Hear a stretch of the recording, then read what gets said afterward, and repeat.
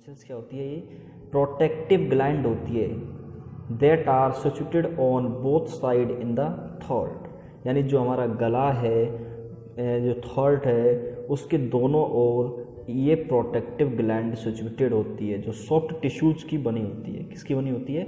Soft tissues की। The tonsils constitute an important part of the body. जो body का immune system होता है उसका ये बहुत ही इम्पोर्टेंट पार्ट होता है, ठीक है। और ये बहुत ही वाइटल डिफेंस ऑर्गन का रोल अदा करता है, यानी बॉडी के अंदर जब कोई बैक्टीरिया या कोई वायरस अंदर जाता है तो सबसे फर्स्ट में ये अपना एक्शन उस पर करते हैं। They protect the body from bacteria and virus by fighting this as soon as they enter the body, यानी जैसे ही oral cavity, via the oral cavity, via nasal cavity, bacteria virus जैसे ही अंदर जाएगा तो सबसे पहले जो फाइट करते हैं उसके साथ में वो कौन होते हैं? टॉन्सिल्स होते हैं। टॉन्सिलाइटिस देखिए, जब गले में दोनों साइड, थ्रोट में दोनों साइड टॉन्सिल्स सिचुएटेड होते हैं, ठीक है। उन दोनों के अंदर स्वेलिंग आ जाना, इन्फेक्शन हो जाना, इन्फ्लामेशन हो जाना, रेडनेस आना, ठीक है, ऐसी स्थिति। ये देखिए जैसे दोनों टॉन्सिल्स थे, इसमें दोनों टॉन्सिल्स के अंदर स्वेलिंग आ गई है, ओवेला शिफ्ट हो गया है, और ये दो आपस में स्वेलिंग आने की वजह से अपना जो एरिया है, जो नॉर्मल एरिया है, नॉर्मल स्पेस है, उससे ज़्यादा एरिया कवर कर लिया है इन्होंने, ठीक है। इसको कैसे पहचानेंगे? इसको टॉन्सिलाइटिस हो गया, जैसे इसको वाइट पेचेस और नोडुल्स पड़ जाएंगे, यानी छोटी छोटी एक तरीके से गांठें जैसी हो गई है, उसको नोडुल्स पड़ गए वाइट, ठीक है। और दोनों पे क्या आ गई है? स्वेलिंग आ गई है। तो ऐसी स्थिति को हम क्या कहेंगे? टॉन्सिलाइटिस। इसकी एनाटॉमिकली कंडीशंस देखते हैं, एनाटॉमिकली कैसे सिचुएट होते हैं। In the normal state tonsils are pink in colour. जब ये नॉर्मल स्टेट में होते हैं तो कैसे कलर में होते हैं? पिंक कलर में होती है, ठीक है, दोनों साइड में। And about the same size, और साइज कैसी होती है इनकी? सेम साइज होती है। जैसे देखो इसमें हम देख सकते हैं कि जो टॉन्सिल्स है, टॉन्सिल्स ग्लैंड्स है, ये कैसे है? नॉर्मल है, दोनों समान साइज में थ्रोट के अंदर इस तरीके से सिचुएटेड होते हैं फेरिंग्स के पास। Tonsils along with adenoids are set to form the first line of defence. मैंने अभी आपको बताया था इनको फर्स्ट लाइन ऑफ डिफेंस क्यों कहते हैं? क्योंकि जब कोई भी बैक्टीरिया, वायरस नेजल कैविटी या ओरल कैविटी के द्वारा गले के अंदर जाएगा तो सबसे पहले जो उससे फाइट करेंगे, उससे लड़ाई करेंगे, वो कौन होते हैं? टॉन्सिल्स। कौन होते हैं? टॉन्सिल्स।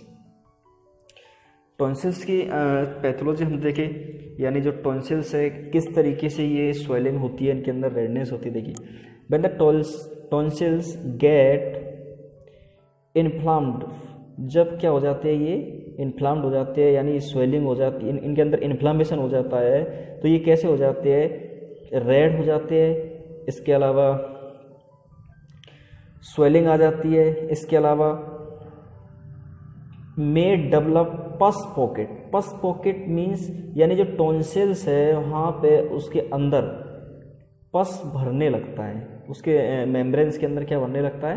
पस भरने लगता है, और वहाँ से डिस्चार्ज होने लगता है, भरने भी लगता है, यानी पॉकेट्स भी बन जाते हैं और वहाँ से डिस्चार्ज होने लगता है। देखिए, develop pus pocket that start executing a discharge, यानी यहाँ से जो फस है वो क्या होने लगता है? एक्सक्यूटिंग मतलब एक गंदा फस होता है जो वहाँ से डिस्चार्ज होने लगता है। In case with recurrent infection, यानी रिकरेंट इन्फेक्शन यानी बार बार कोई इन्फेक्शन हो रहा है तो टॉन्सिल्स होते हैं वो बहुत ज़्यादा स्वेल हो जाते हैं, become so swell over a period of time so as to almost touch each other. यानी अगर बार बार ऐसा इन्फेक्शन हो रहा है तो टॉन्सिल्स क्या करेंगे? स्वेलिंग हो जाएंगे और दोनों आपस में टच हो जाएंगे।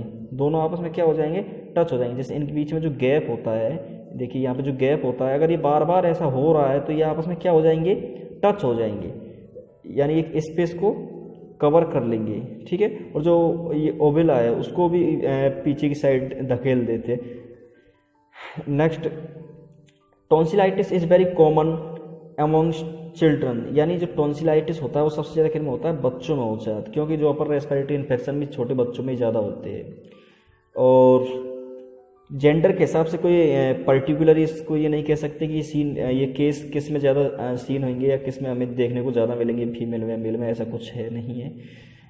देखिए जैसे ये नॉर्मल टॉन्सिल्स है, यहाँ पर बहुत स्पष्ट रूप से दिखाया हुआ है, ये नॉर्मल टॉन्सिल्स है और ये इन्फ्लांट टॉन्सिल्स है, यानी इनके अंदर इन्फेक्शन हो चुका है। क्लियर।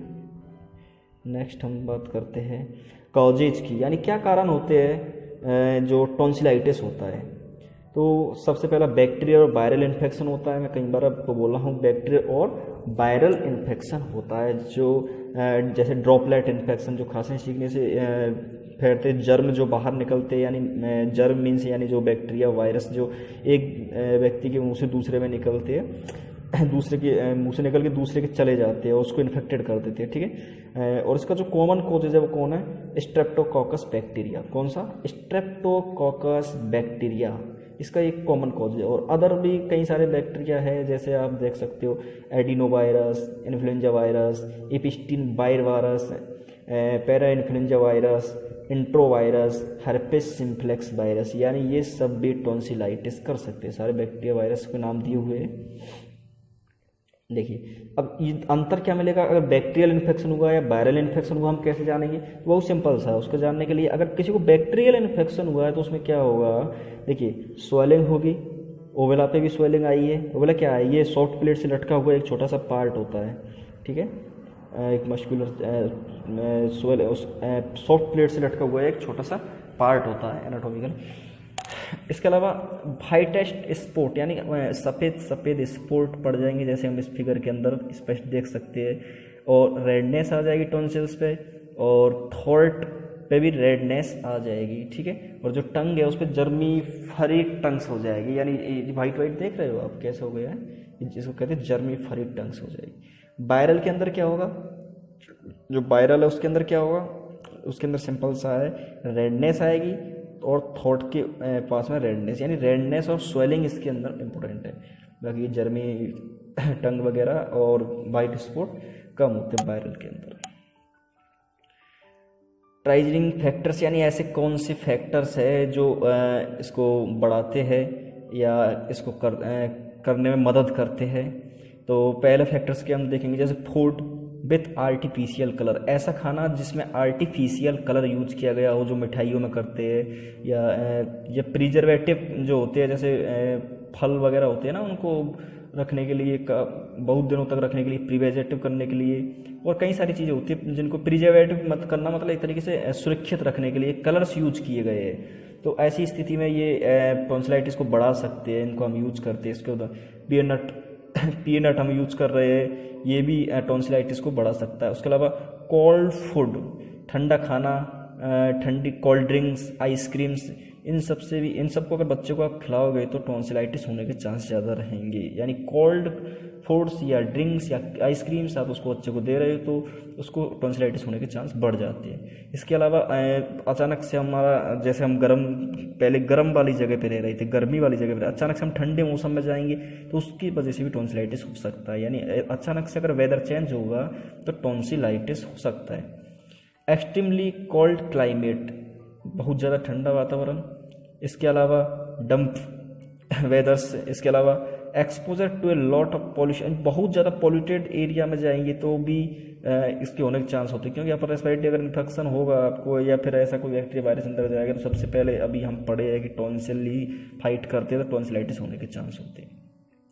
सॉर फ्रूट्स, यानी खट्टे फल, जैसे लेमन हो गया आपका, पाइनएप्पल हो गया आपके, ग्रेप्स अंगूर हो गए आपके, ऑरेंज हो गया, तो इन सब से भी टॉन्सिलाइटिस होने के चांस बढ़ते हैं। ये सब चांस बढ़ते हैं, ऐसा नहीं है कि इनसे होता है, ये सब एक तरीके से ट्राइजर्स है जो चांस को बढ़ाते हैं।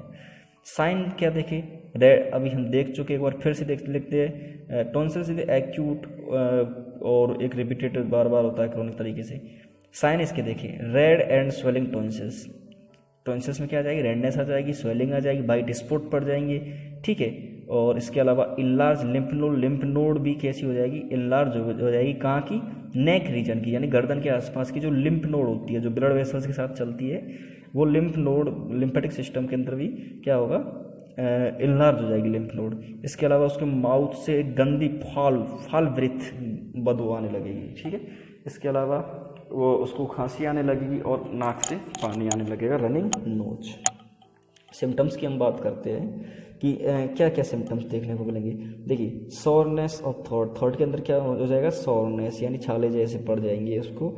इसके अलावा डिफिकल्टी इन स्वेलिंग, जब जिस व्यक्ति का टॉन्सिल्स में स्वेलिंग है तो जैसे ही वो कुछ खाएगा, swallow करेगा, तो उसको डिफ़िकल्टी होगी, उसको पेन होगा, उसको ब्लीडिंग हो सकती है वहाँ से। तो खाना या ड्रिंक कुछ भी करेगा तो उसको पेन होगा, उसको swallowing हो सकती है, उसको ब्लीडिंग हो सकती है वहाँ से। इसके अलावा ब्लीडिंग क्यों हो सकती है, क्योंकि भाई जो swallowing हुई है तो वहाँ पर एक फ्रैक्शन होगा ना, घर्षण होगा, खाना कुछ भी खाएगा तो टच होगा, उससे टच होगा तो ब्लीडिंग होने के चांस बढ़ जाते हैं। उसके अलावा पेन भी एक इम्पोर्टेंट फैक्टर है यहाँ पे। उसको पेन होगा, डिस्कम्फर्ट फील करेगा, ठीक है। सलाइवा वगैरह को जब वो वापस से निगलते हैं, हम सोलो करते हैं, तो उसमें डिस्कम्फर्ट फील होगा, आवाज़ चेंज हो जाएगी, यानी चेंज वॉइस हो। और इसके अलावा पेन इन द ईयर के अंदर ही पेन होगा। ईयर के अंदर पेन क्यों होगा, क्योंकि ईयर की नर्व सप्लाई और टॉन्सिल्स की नर्व सप्लाई, जो पोस्टीरियर पार्ट होता है पीछे का, उनकी जो नर्व सप्लाई है वो कॉमन होती है, इसलिए ईयर के अंदर भी पेन होगा। हेडेक होगा, उसको घबराहट होगी, उसका जी घबराएगा, मेलाइज होगा, उसको टायर्डनेस होगा, थकान होगी उस व्यक्ति को। इसके अलावा difficulty in taking feeds in baby, जो बेबी है उसको अगर हम फीड्स के उसको दूध पिलाएंगे, ठीक है, निपल्स से अगर उसको दूध पिला लिए माँ, तो उसको डिफ़िकल्टी होगी पीने के अंदर। वो जो छोटे बच्चे होते हैं उनके अंदर ये मोस्ट इम्पोर्टेंट इंडिकेटर है कि बच्चा को हम जब दूध पिला रहे हैं और उसको निगलने में दिक्कत हो रही है, उसको सोलो करने में दिक्कत हो रही है, तो इसका ये मोस्ट इम्पोर्टेंट इंडिकेटर है कि उस बच्चे को टॉन्सिलाइटिस हो सकता है, उस इन्फेंट को क्या हो सकता है, टॉन्सिलाइटिस हो सकता है। कैटरल टॉन्सिलाइटिस, कैटरल टॉन्सिलाइटिस मतलब टॉन्सिल्स जो इन्फेक्शन हुआ था वो स्थिति में पहुंच गया है कि वहाँ से सिक्रेशंस स्टार्ट हो गए। When tonsils are inflamed as a part of the generalized infection of the oropharynx mucosa is called catarrhal tonsillitis. यानी जो म्यूकोजा है ओरोफेरेंक्स की, क्या है, म्यूकोजा। हम पढ़े थे ओरोफेरेंक्स, लैरिंजोफेरेंक्स, ये सब हम पढ़े थे।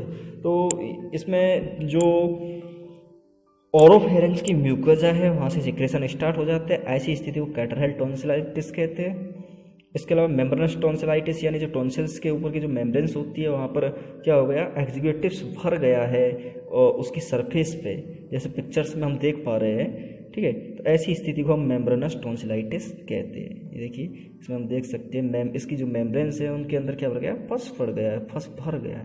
तो ये कौन सी हो गई, मेम्ब्रेनस टॉन्सिलाइटिस। एक होती है प्रेनिकाइमेटस टॉन्सिलाइटिस। प्रेनिकाइमेटस टॉन्सिलाइटिस मतलब जो प्रेनिकाइमेटस से सेल्स है या ये पूरा एरिया है, जो पूरा एरिया है उसके अंदर क्या आ गई, स्वेलिंग आ गई, ये पूरा एरिया इसके अंदर स्वेलिंग आ गई। उसके अलावा मेम्ब्रेन्स के अंदर स्वेलिंग आ गई, प्रेनिकाइटिस मेम्ब्रेन्स के अंदर स्वेलिंग आ गई। तो ऐसी कंडीशंस को भी, इसको हम क्या कहते हैं, प्रेनिकाइमेटस टॉन्सिलाइटिस। यानी पूरा एरिया, इसकी मेम्ब्रेन, इसके सॉफ्ट टिश्यूज, टॉन्सिल्स, इन सब के अंदर स्वेलिंग आना, रेडनेस आना, इन्फेक्शन होना, क्या कहलाएगा, parenchymatous tonsillitis. When whole tonsils is uniformly congested and swelling, it is called acute parenchymatous tonsillitis. Diagnose कैसे करेंगे?